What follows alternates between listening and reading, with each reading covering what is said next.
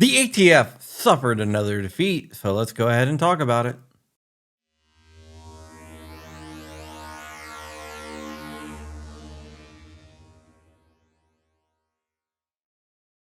Good morning, Wolverines. We have some incredible news, but before we get into that, my name is John Crump. I'm an investigative journalist and I report on gun stuff. And this is my YouTube channel, John Crump News, where I discuss 2A almost every day.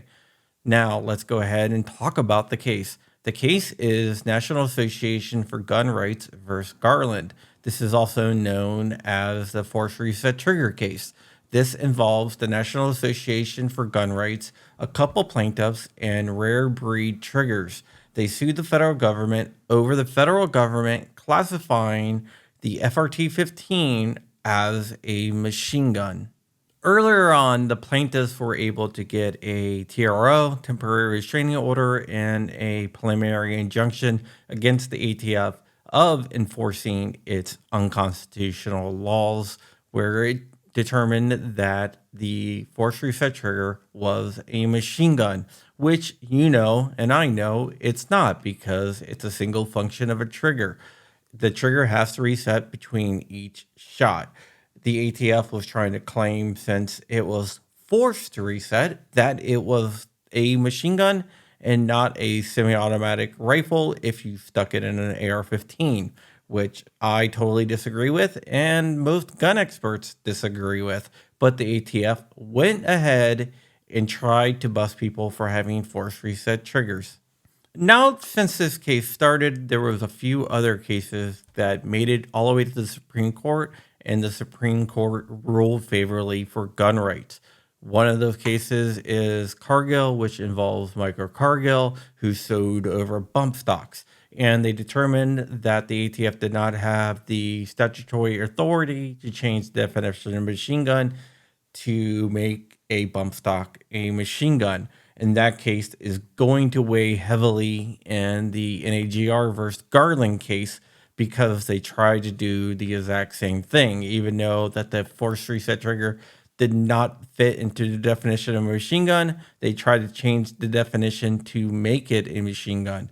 Then we have Loper Bright Enterprises, which is the Chevron case, and the ATF loves to use Chevron, but since Chevron is not a thing anymore, they couldn't use it in this case. The first thing the ATF tried to do, and you will see them doing this in a lot of cases because this actually helps them not have to argue the merit of the case, is to claim that the plaintiffs did not have standing to sue. The judge saw through this. In the 64-page decision, the judge said that the plaintiffs did have standing, including NAGR, Rare Breed, and the named plaintiffs in the case. So the judge rejected the ATF's argument that there was not standing to sue wholeheartedly, threw it all out. Boom, bada bing, bada boom. That was done. Now let's go ahead and move on to the APA claims. The ATF tried to claim that they had the right under the APA to go ahead and make the decision that the FRT-15 was a machine gun.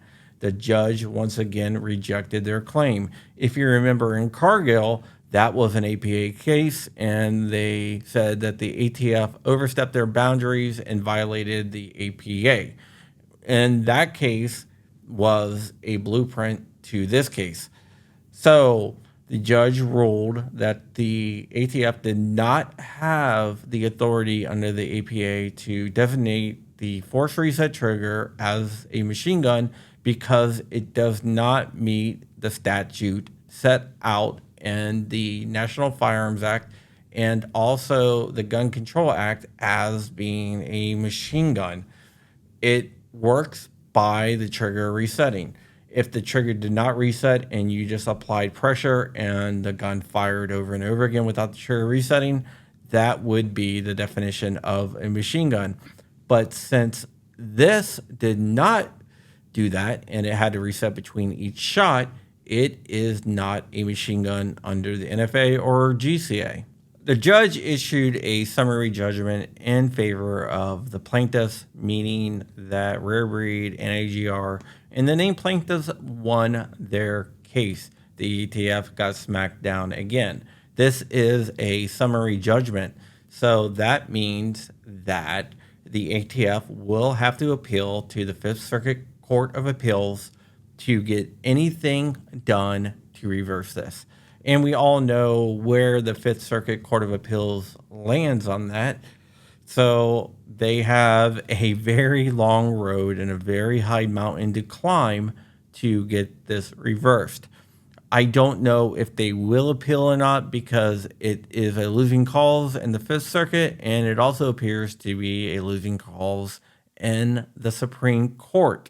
So right now, the ATF is against that wall. I can imagine that they will appeal just because that's what they do, but who knows? We will have to wait and see. But this is a victory for the good guys, being the gun community. And it also brings up questions about things like the super safety and other force reset triggers.